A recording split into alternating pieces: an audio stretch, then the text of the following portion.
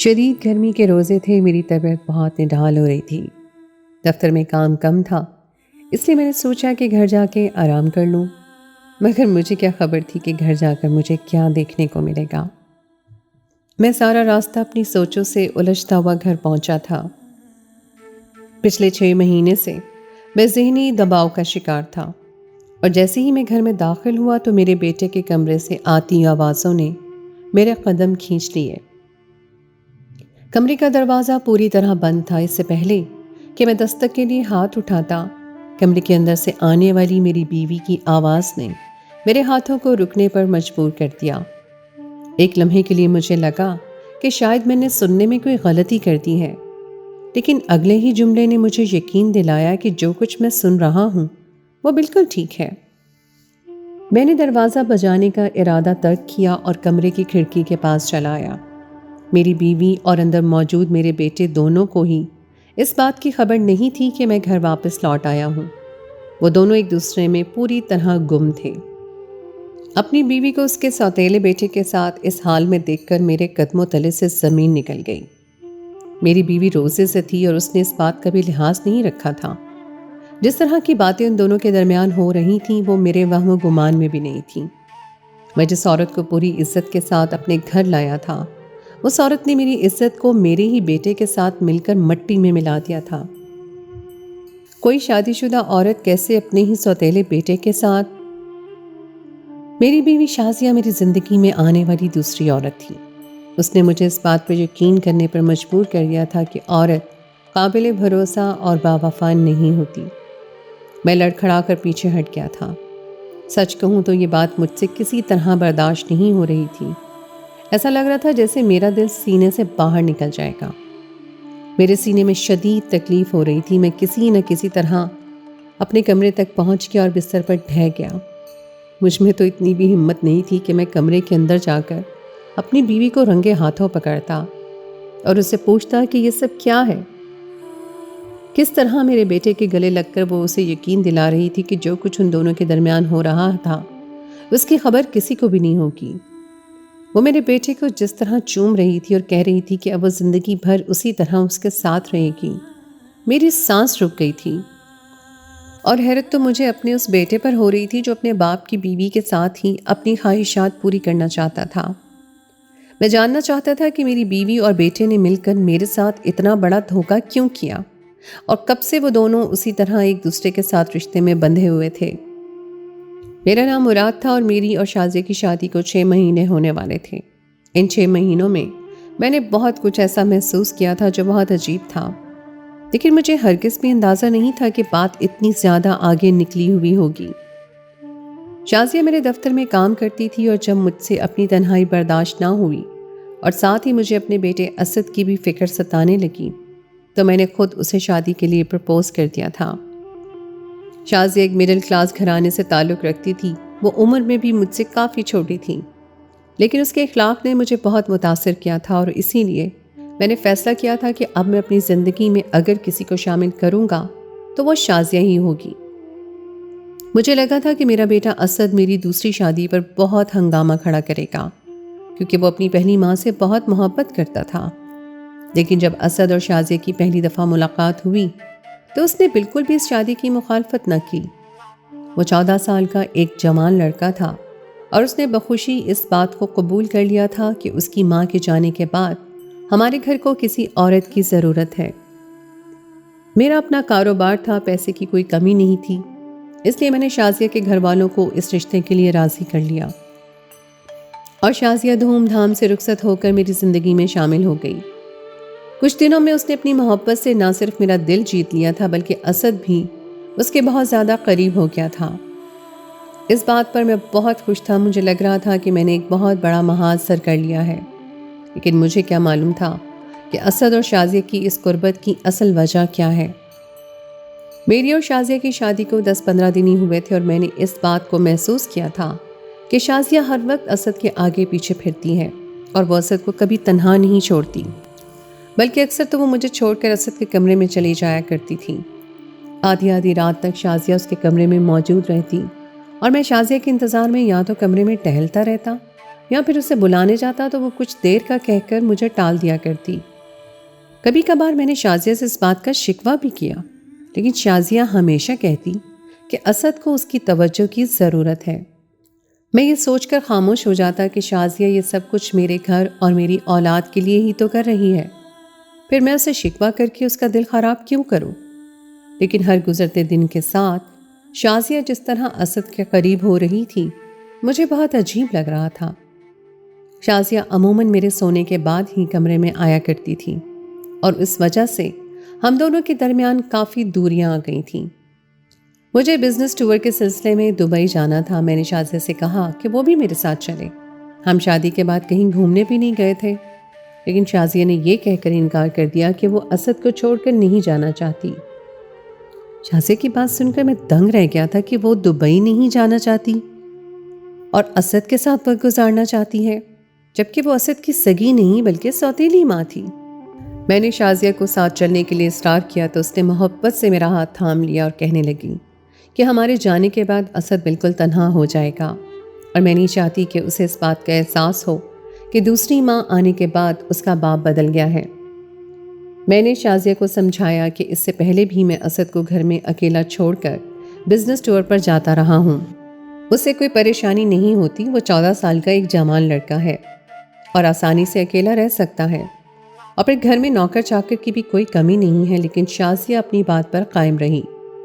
میرے لاکھ منانے پر بھی جب وہ نہ مانی تو میں اس سے ناراضگی لیے دبئی کے لیے روانہ ہو گیا، لیکن شازیہ نے میری ناراضگی کو بھی نوٹس نہیں کیا تھا۔ اسے صرف اور صرف اسد کی فکر ستاتی تھی۔ جہاں پہلے میں اس بات پر خوش تھا، اب پریشان ہونے لگا تھا۔ میں دبئی سے لوٹ کر آیا تو میں نے شازیہ کے رویے میں واضح تبدیلی محسوس کی۔ وہ پہلے سے بھی زیادہ اسد کے قریب ہو گئی تھی، اور میں جب بھی اس کے قریب ہونے کی کوشش کرتا تو وہ عجیب طرح سے پیش آتی اور کسی نہ کسی بہانے سے مجھے خود سے دور کر دیا کرتی۔ آدھی رات کو جب میری آنکھ کھلتی تو وہ کمرے میں موجود نہ ہوتی، اور جب تھوڑی دیر بعد واپس آتی تو میرے پوچھنے پر کہہ دیتی کہ ہوا کھانے کے لیے باہر گئی تھی۔ اس کا رویہ بہت عجیب سا ہوتا اور ایسا لگتا ہے جیسے وہ بہت تھک سی گئی ہو۔ اسد بھی مجھ سے زیادہ شازیہ کے ساتھ جڑ گیا تھا، اور جب دونوں ایک ساتھ کمرے میں ہوتے تو مجھے ان کی باتیں کرنے اور ہنسنے کی آوازیں سنائی دیتی، لیکن جب میں ان کے درمیان جا کر بیٹھتا تو سناٹا چھا جاتا۔ مجھے دیکھ کر وہ دونوں ایسے خاموش ہوتے جیسے کوئی بات ہی نہ کر رہے ہوں۔ اسی بات کو لے کر میں بہت زیادہ فکر مند رہنے لگا تھا، اور جب یہی بات میں نے اپنے جگری دوست سے شیئر کی تو وہ کہنے لگا کہ تو نے بھی تو اتنی جوان لڑکی سے شادی کر لی ہے، جب تو اس کے تقاضے پورے نہیں کر پائے گا تو وہ کوئی دوسرا سہارا ڈھونڈے گی۔ اپنے دوست کی بات سن کر مجھے شدید غصہ آ گیا کہ وہ کیسے میری بیوی اور بیٹے کے بارے میں ایسی بات کر سکتا ہے۔ مجھے شازیہ اور اسد پر پورا بھروسہ تھا۔ ان دونوں کے درمیان کچھ ایسا ضرور تھا جو مجھے سمجھ نہیں آ رہا تھا، لیکن میں ان دونوں پر ہی شک کرنے کے بارے میں سوچ نہیں سکتا تھا۔ شادی کو 6واں مہینہ شروع ہوا تو ساتھ ہی رمضان المبارک کا مہینہ بھی شروع ہو گیا۔ شازیہ اور میرے درمیان پہلے ہی تعلق نہ ہونے کے برابر ہو گیا تھا، اور پھر رمضان کے شروع ہوتے ہی شازیہ نے سختی سے کہہ دیا کہ روزے میں مجھے ہاتھ لگانے کی کوشش بھی نہیں کیجیے گا، روزے کی حالت میں یہ سب ٹھیک نہیں ہوتا۔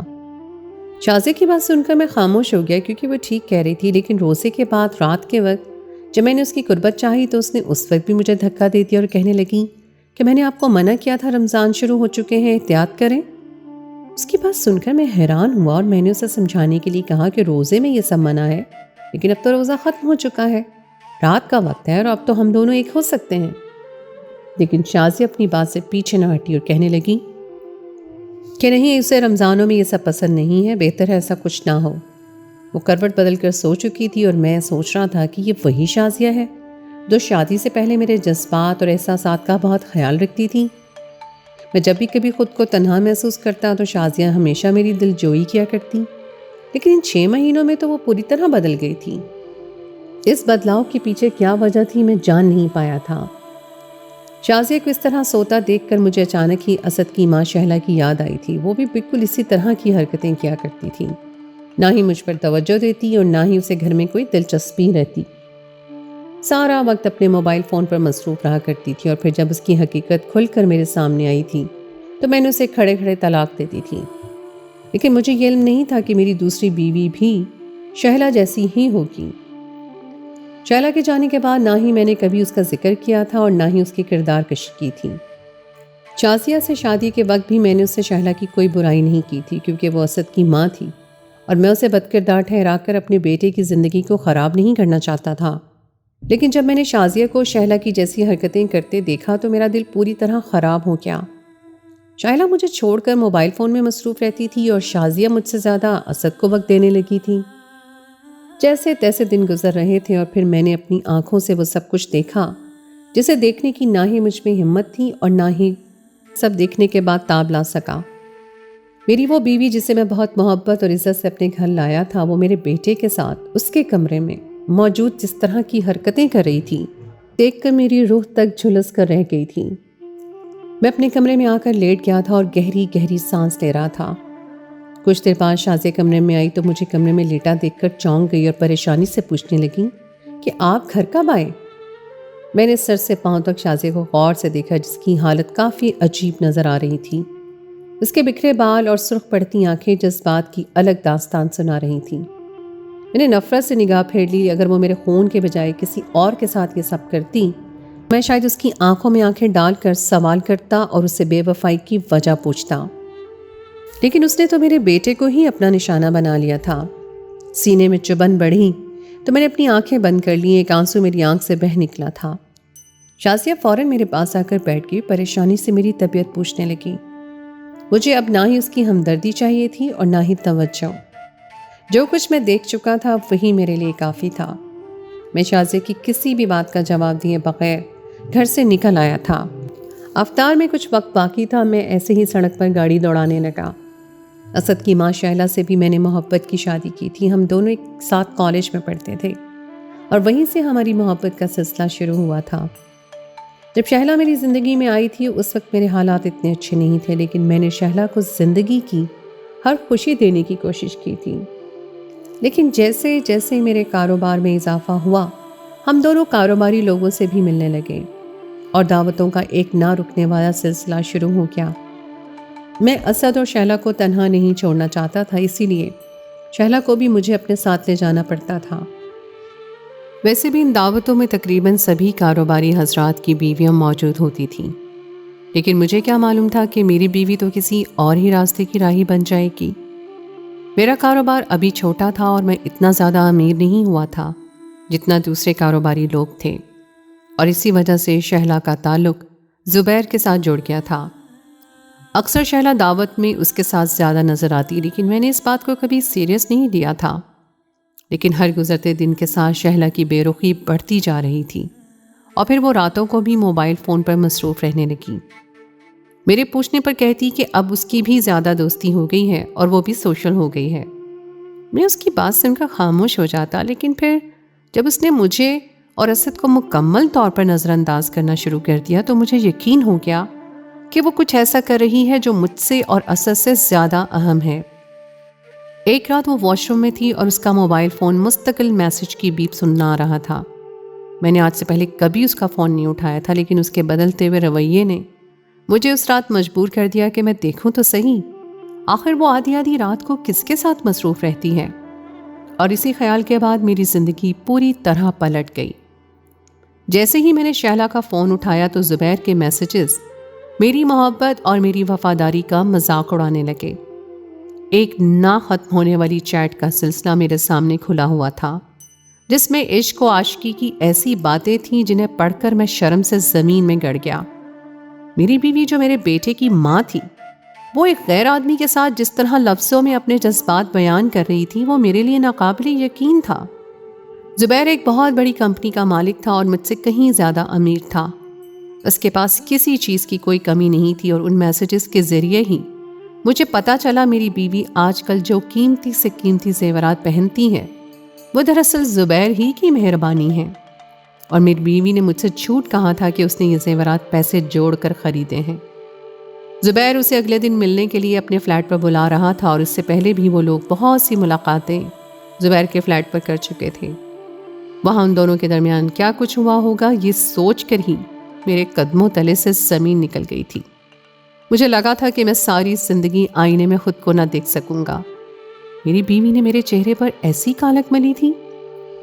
میں نے موبائل فون واپس رکھ دیا اور انجان بن کر سونے کی ایکٹنگ کی۔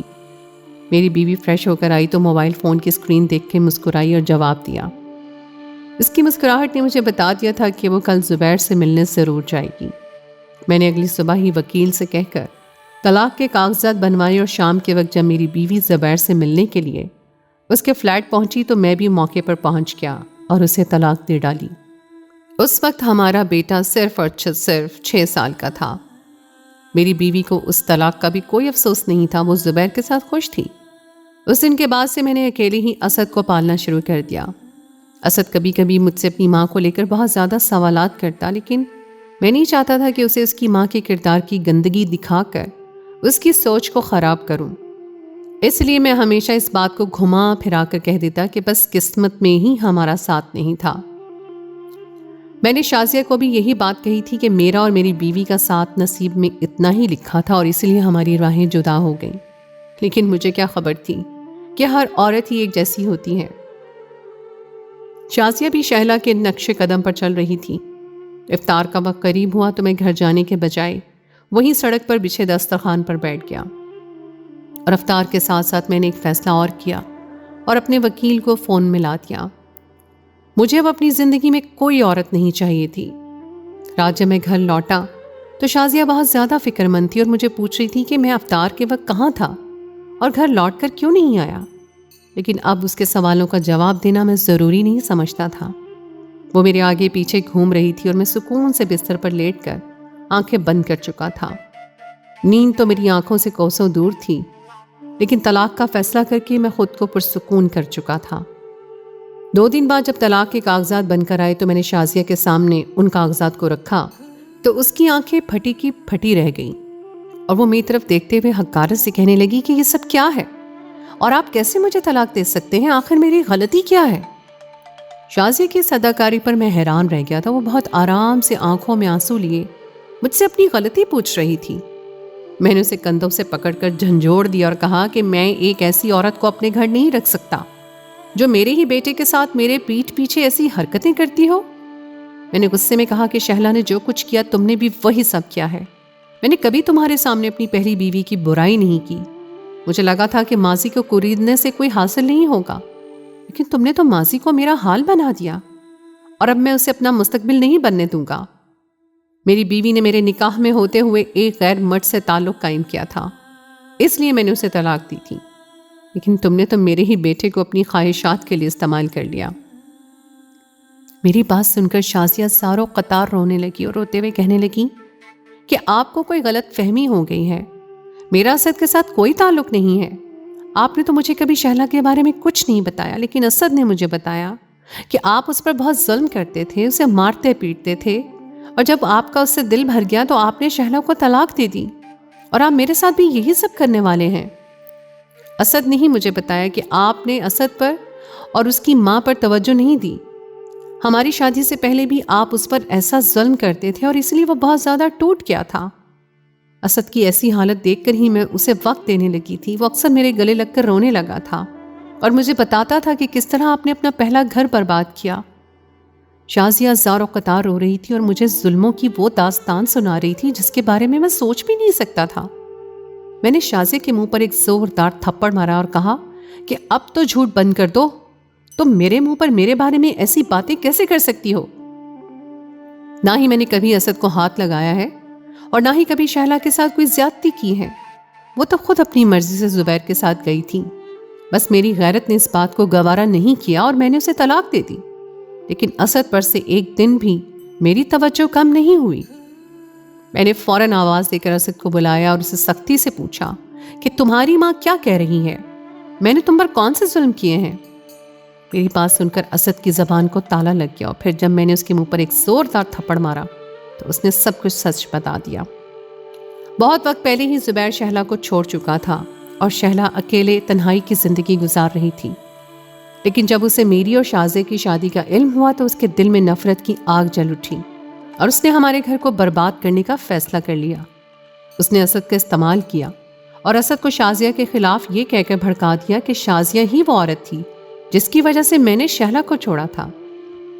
اسد نے ایک جھوٹی محبت کا ڈرامہ رچایا اور شازیہ کو یقین دلایا کہ وہ اسے سچ میں اپنی ماں سمجھتا ہے اور اسے میرے خلاف بھڑکانا شروع کر دیا۔ شازیہ دراصل مجھ سے خوفزدہ ہو گئی تھی اور اس لیے مجھ سے دور دور رہنے لگی۔ اس دن بھی جب میں گھر لوٹا تو اسد شازیہ کے گلے لگا ہوا تھا اور اس نے شازیہ کو اپنی بے بسی کی نہ جانے کون سی داستان سنائی تھی کہ شازیہ اسے اپنے ہونے کا یقین دلا رہی تھی، اور میں سب کچھ غلط سمجھ بیٹھا تھا۔ جب سچائی پوری طرح میرے سامنے آئی تو میں نے اپنا سر پکڑ لیا۔ میں نے کبھی سوچا بھی نہیں تھا کہ شہلا اس طرح دوبارہ میری زندگی میں زہر گھولنے کی کوشش کرے گی۔ میں نے پہلی دفعہ اسد کو اس کی ماں کے بارے میں سب کچھ سچ سچ بتا دیا تھا، جسے سن کر اسد بھی حیران رہ گیا تھا، اور اس نے مجھ سے وعدہ کر لیا تھا کہ اب وہ شہلا سے کوئی تعلق نہیں رکھے گا۔ اس نے دل سے شازیہ کو اپنی ماں مان لیا تھا اور اب ہم ایک اچھی زندگی گزار رہے تھے۔ یہ عید ہماری زندگی کی ایک خوبصورت عید بننے والی ہے، کیونکہ اب ہم ایک فیملی بن گئے ہیں۔ کبھی کبھی ہم یہ سوچ کر سچائی چھپاتے ہیں کہ اس طرح رشتے خراب نہیں ہوں گے، لیکن وہی چھپی ہوئی سچائی رشتوں کو مزید برباد کر دیتی ہے۔ اس لیے انسان کو ہر ایک قدم پھونک کر رکھنا چاہیے۔ ایک بات اور شازیہ نے مجھے سکھا دی تھی کہ ہر عورت بے وفا نہیں ہوتی، بلکہ عورت تو وفا کی مورت ہے۔ جو عورت وفا نہ کرے دراصل وہ عورت ہی نہیں ہے۔ تو دوستو، یہ تھی میری آج کی کہانی۔ امید ہے آپ کو آج کی کہانی پسند آئی ہوگی۔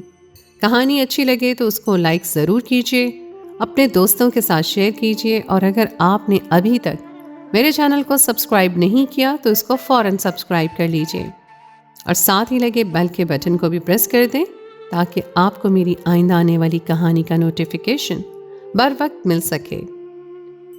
اگلی کہانی تک کے لیے مجھے دیجیے اجازت۔ خدائے پیمان۔